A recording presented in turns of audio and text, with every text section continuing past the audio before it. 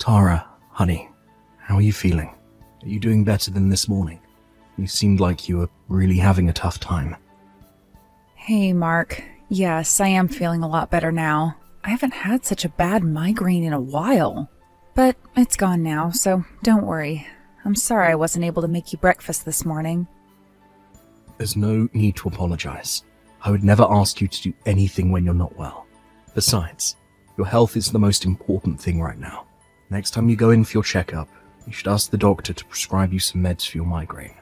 I know you haven't had it in a while, but you never know how your body is going to react to your pregnancy. Plus, there might be certain meds you shouldn't take while pregnant.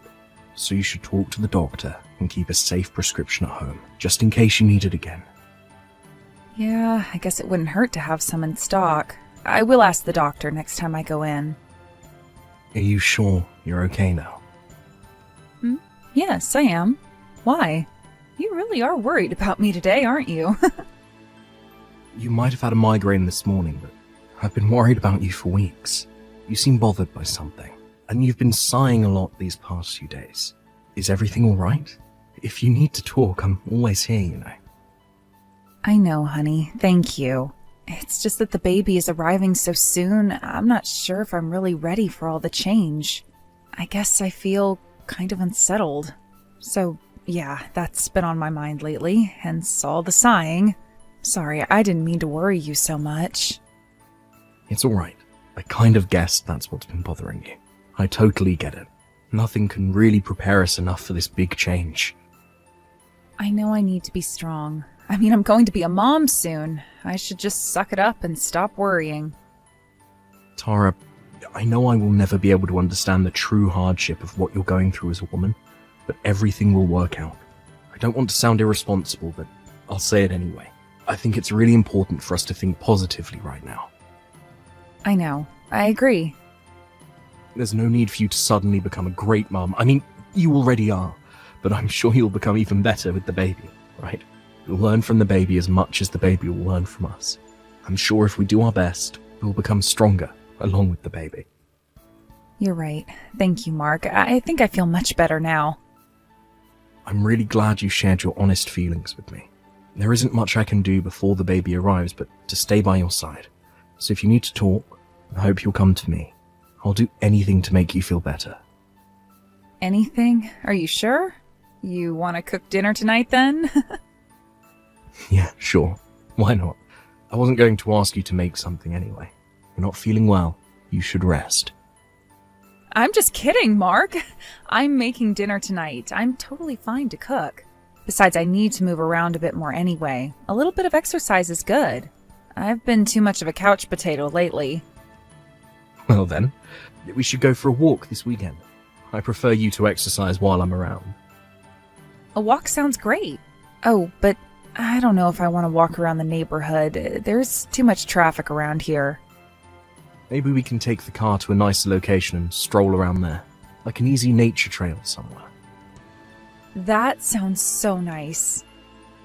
I'll look into destinations tonight. Thanks. I'm so happy we have something to look forward to this weekend.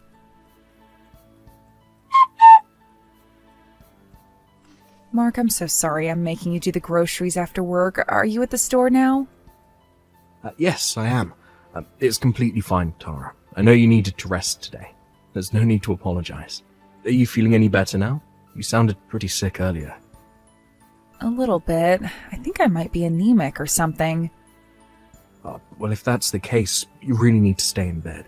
You might fall from getting dizzy.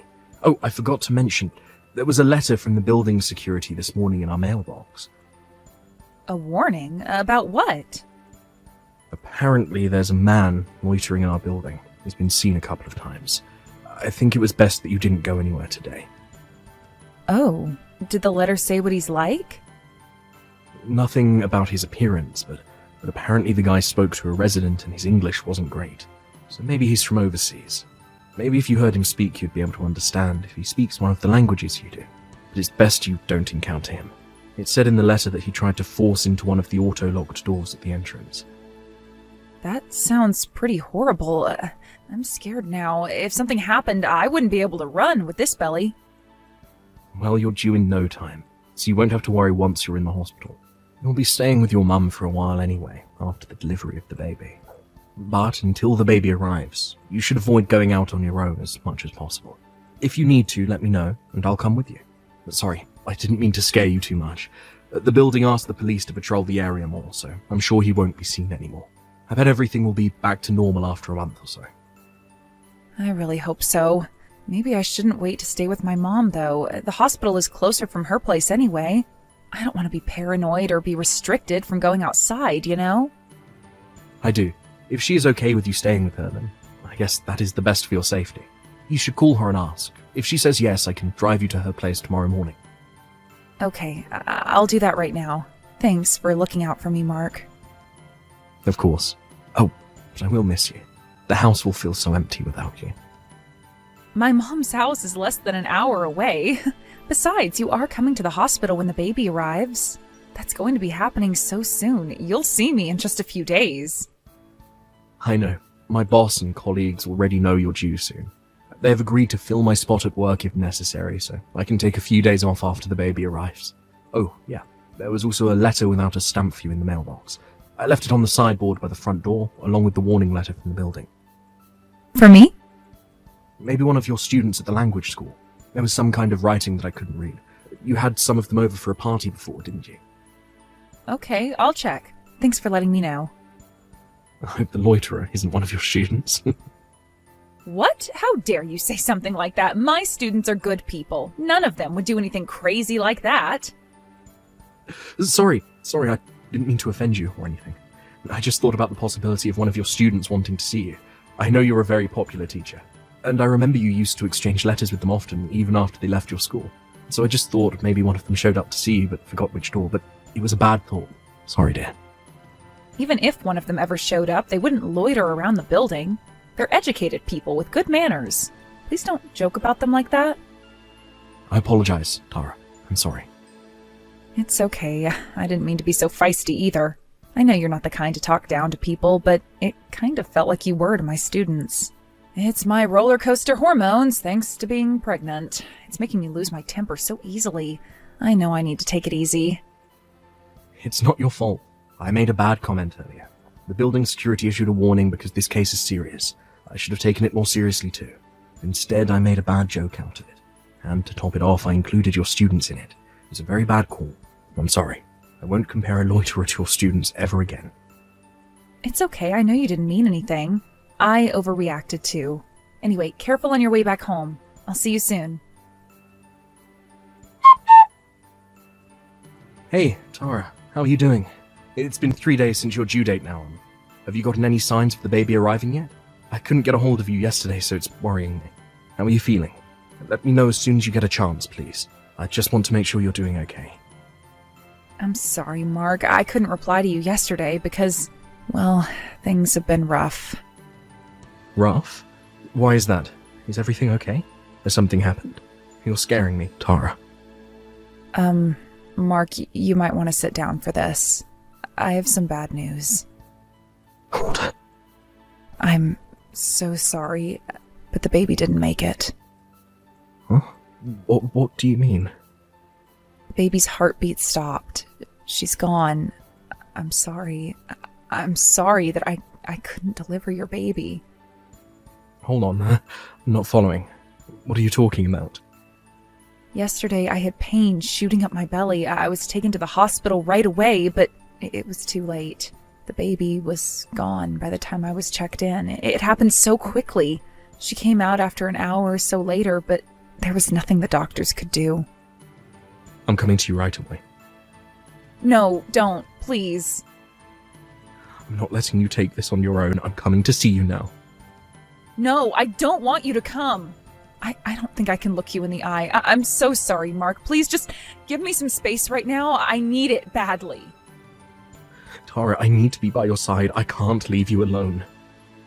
You will make it even harder for me, so please, I am begging you to leave me alone for a few days. I am in complete shock right now. I need time alone to wrap my head around what's happened. Don't come down here. You won't be able to set foot in my mom's house either. I will make sure she won't let you in. What about your condition? Are you physically stable? Any pain? No, no more pain. Physically, I'm stable. I should be discharged tomorrow. Okay, if space is what you need, then I will give you that, but I can't give you more than 2 or 3 days. You have to call me by the end of the week. Can you promise me that? I can't not see you or the baby for longer than that, please. Okay, I will make sure to let you know when I'm ready to see you. Hang tight until then. I know I'm asking you an incredibly harsh favor. I'm so sorry. It's okay. You don't need to apologize. This is nothing compared to the pain you have gone through, Tara. I love you. You're the most important person in my life. I need you to remember that, okay?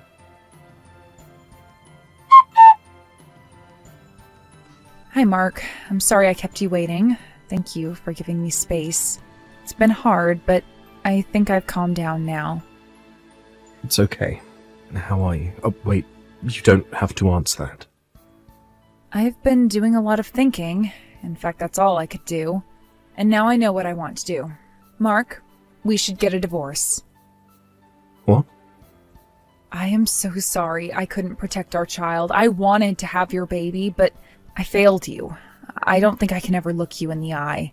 It'll be too hard for the both of us. We won't be happy like we used to be. I am so sorry. I never meant for this to happen. I'm sure you didn't. But gee, you really are full of surprises. I never imagined that you would fake your baby's death just because you didn't want me to see her. Did you actually think that I wouldn't find out about your affair if we got a divorce? Huh? Mark, what are you talking about? I know you had your baby, Tara. The thing is, you immediately knew the baby wasn't mine. I mean, how could she be? I'm not black, but neither are you. So why did you give birth to a baby who was? I visited to see your baby, you know. I saw her while you were asleep. In fact, you were stupid to think that I wouldn't visit. What? Your mum called me. She started crying on the phone, apologizing to me for what you've done.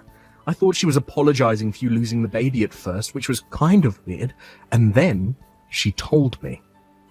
What? She told you what? Everything. She told me you had stopped her from spilling the truth to me, but she felt she couldn't keep this from me, that it was way too harsh. So, she told me everything. But I still couldn't believe that you would have an affair and have someone else's baby. She told me to see for myself, that I should visit her and see the baby while you were asleep. We arranged for my visit when you were resting, but I believed your mum was telling the truth. I mean, how could I not? The baby was definitely not mine. So her dad is one of your students from your language school, right? You must have some serious issues cheating on me with your student. Mark, no, I didn't cheat on you, I swear. What? What is it then? A mistake? A fling? You think I'd forgive you if the relationship was casual? You betrayed me, Tara. You slept with someone else and had their baby. I can never forgive you for that. I was forced into it. Listen to me, Mark. I didn't ask for this to happen. A student of mine has been stalking me for a while now. Remember, there was a loiterer in our building? That was him. He was wandering around looking for me. Why didn't you tell me then? How could I? I didn't know what you would think of me. Besides, I wanted to believe that the baby was yours, not his. I spoke to him, you know. I saw him dropping another letter in our mailbox, so I confronted him. Wait, you spoke to him? Why? He's been dropping off letters practically every day since you left to stay with your mum. It was freaking me out. Why didn't you tell me about this? Because I didn't want to stress you while you were carrying the baby. So I was going to tell you about it after the baby arrived. But then your mum called and I saw your baby was clearly not mine. I came back and read the letters he wrote to you. I had them translated on the web. He was desperately begging to raise the baby together. That's when I figured that the loiterer was your child's father. So I waited for him to show up again by the mailroom. I don't know. You don't know what? That your child's father is Miguel? He told me you dumped him as soon as you found out what he does for a living, even though you were pregnant with his child. He tricked me. He said that his father ran an IT company back home that would soon be his, but then he confessed that his family was from a poor town and only had small crop to make money. So the truth finally comes out. Mark, he fooled me. I never would have slept with him if I knew he was poor. Wow, Tara, listen to yourself. Do you think that makes me feel any better? In fact, that makes me sick to my stomach. You cheated on me, and did it because you wanted his wealth. How low can you be? Plus, you never told him you were married, so you both lied to each other. From my perspective, you both did ask for all of this. Karma's a bitch, isn't it? Anyway, I agree to a divorce, but I'm suing you for multiple accounts of emotional distress. I'm glad I kept these letters, so I can use them as evidence to show in court. Mark, please, calm down. You can't be serious. How can you sue me? You won't get anything from me. I'm a single mom. You can be that cruel? Cruel? You think you can use that word against me? I'm only asking for consolation for the emotional damages you have caused. I'm not the father of your baby, so I will leave your issues to you and Miguel. I'm only asking for what I have the right to ask. Mark, I'm sorry. I have been a horrible person. It's too late for you to apologize. You played a dangerous game, Tara. You saw an opportunity to win a wealthy lifestyle, so you took the risk to have the baby, even though you didn't know which one of us was the father. Then you found out that Miguel was lying to you about his family, so you told yourself that the baby was mine and carried her full term. I only did what was best for my baby. No, you didn't. Stop lying to me or to yourself, Tara. You only thought about yourself. That's why you're in the situation you are in now. How dare you be mean to me? I just gave birth to a child. You are being so insensitive. You are not a decent man, Mark. I'm sure you're having a hard time becoming a mother.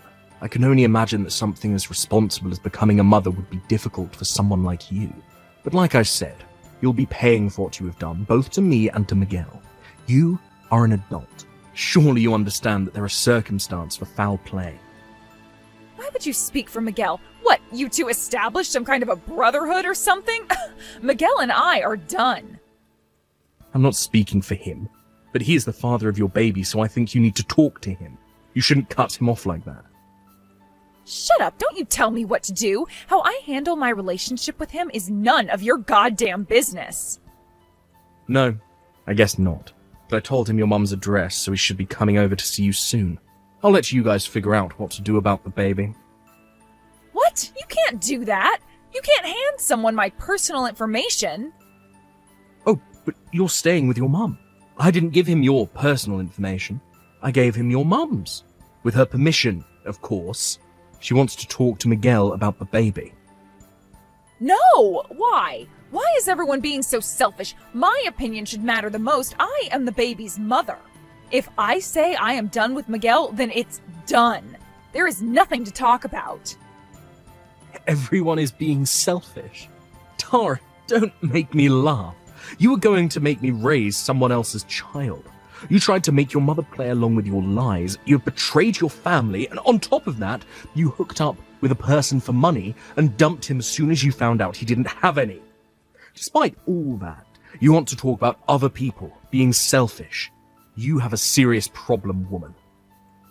I told you, Mark, Miguel is a stalker. He is obsessed with me. I am telling you the truth. He has scared me many times. Don't you see?